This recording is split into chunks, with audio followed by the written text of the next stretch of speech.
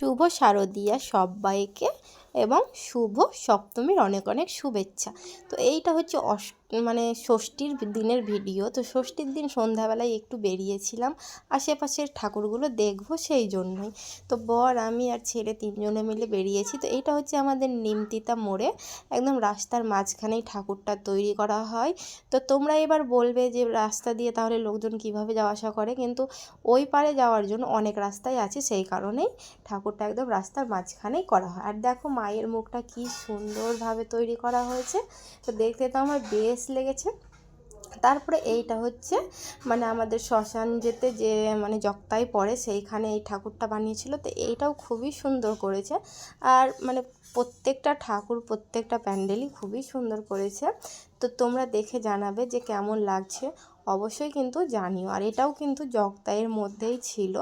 তো চলো আরও অনেক ঠাকুরই দেখাবো। তো সবগুলোর ক্লিপ আমার নেওয়া হয়নি, যেইগুলো আমি নিয়েছি সেইগুলোই আমি তোমাদের সাথে শেয়ার করেছি। কিন্তু এছাড়াও আমরা অনেক ঠাকুরই দেখেছি।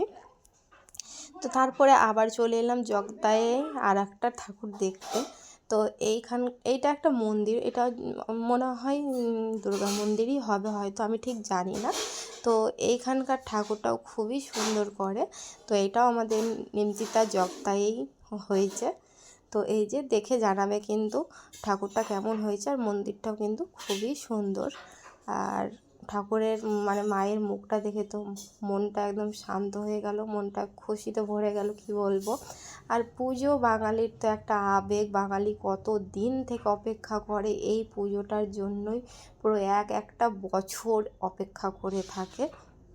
আর এইখানে সব লাইটিং দিয়ে খুবই সুন্দর করে সাজিয়েছে জায়গাটা, তাই একটু আমি ভালোভাবে ভিডিও করে নিয়েছিলাম। জাস্ট দেখতে খুবই সুন্দর লাগছিল। পুরো আশেপাশে যেসব বাড়িগুলো আছে, মন্দিরটা আছে, পুরোটাই লাইটিং দিয়ে সাজিয়েছিল। তো তার জন্য মানে আমাদের এইদিকে ষষ্ঠী সপ্তমী এগুলো ফাঁকা ফাঁকাই থাকে, খুব একটা ভিড় থাকে না। অষ্টমীর দিন থেকে একটু ভিড়ভাট্টাটা বেশি হয়, সেই কারণেই ফাঁকা ফাঁকাই একটু দেখবো বলে বেরিয়ে পড়েছি। কারণ আমরা সপ্তমীর দিন আবার জঙ্গিপুর যাব, অষ্টমীর দিন বাড়ির আশপাশে একটা আমাদের রাজবাড়ি আছে, সেইখানে যাই। সেই জন্য ভাবলাম আশেপাশে ঠাকুরগুলো আর দেখা হবে না, তাই চলো আজকেই দেখে আসি। আর এইদিকে ঔরঙ্গাবাদে এতটা পরিমাণে ভিড় ছিল, তোমরা দেখে বুঝতেই পারছো। এখনও অনেক লোকজনের কেনাকাটাই কমপ্লিট হয়নি, তাদেরই কেনাকাটাও করছে, আর এইদিকে ঠাকুরও দর্শন করছে।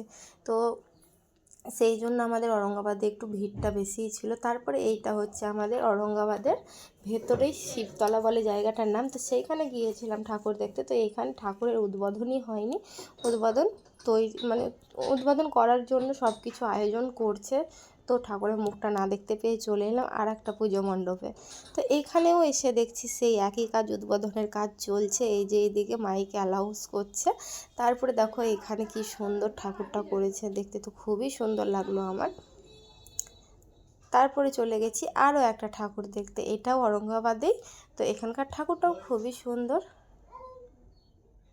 তারপরে দেখো আরও একটা ঠাকুর, মানে আমাদের আশেপাশে জায়গায় প্যান্ডেল ঠাকুর এইসব সাজানোই হয়।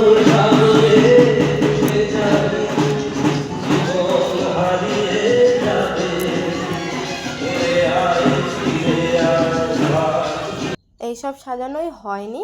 আর কলকাতার সাইডে মানে মহালয়ার দিন থেকেই ঠাকুর দেখা স্টার্ট করে দিয়েছে, আর আমাদের এদিকে এখনও প্যান্ডেলের কাপড় টাঙানোই হয়নি, কি আর বলবো। তারপরে চলে গেছিলাম ঔরঙ্গাবাদ তাঁতিপাড়ায়। তো এইখানকার ঠাকুরটাও খুবই সুন্দর করেছে, আর প্যান্ডেলটাও খুব সুন্দর করেছে, লাইট ফাইট দিয়ে সাজিয়েছে। তো দেখতে খুবই সুন্দর লাগছে, তোমরা দেখে জানিও যে কেমন লাগছে। এই যে তো দেখে জানাবে অবশ্যই কেমন লাগছে।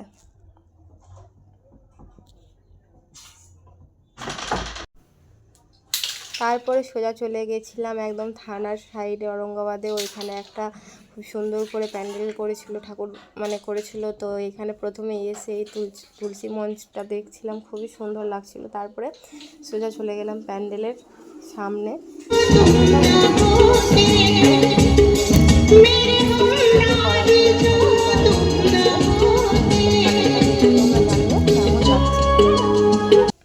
তারপরে সোজা চলে গিয়েছিলাম আমরা একটা ছোটো মোটো রেস্টুরেন্টে খাওয়া দাওয়া করতে। তো এইখান থেকে আমরা নিয়েছিলাম চিকেন মোমো আর এগ চাউমিন, সাথে ছিল চিকেন পকোড়াও। তো এই যে ছেলে খাচ্ছে চাউমিন। তো এইসব খাওয়া দাওয়া করে আমরা আবার চলে গেছিলাম সোজা ছেলের স্কুলে। তো এটা স্কুল, আর এইটা কিন্তু অ্যাকচুয়ালি আশ্রম, প্রণবানন্দ বিদ্যাপীঠ আর ভারত সেবাশ্রম সংঘ। তো এখানে আমার ছেলে পড়াশোনা করে। তো এইখানে আবার চলে এসেছিলাম লাস্ট ঠাকুর দেখতে। তো এইখানে ঠাকুর দেখে আমরা আবার সোজা চলে গেছিলাম বাড়ি। আজকের আমার এই ভিডিওটা কেমন লাগলো অবশ্যই কমেন্টে জানিও, ভালো লাগলে লাইক করে দিও। সবাইকে টাটা।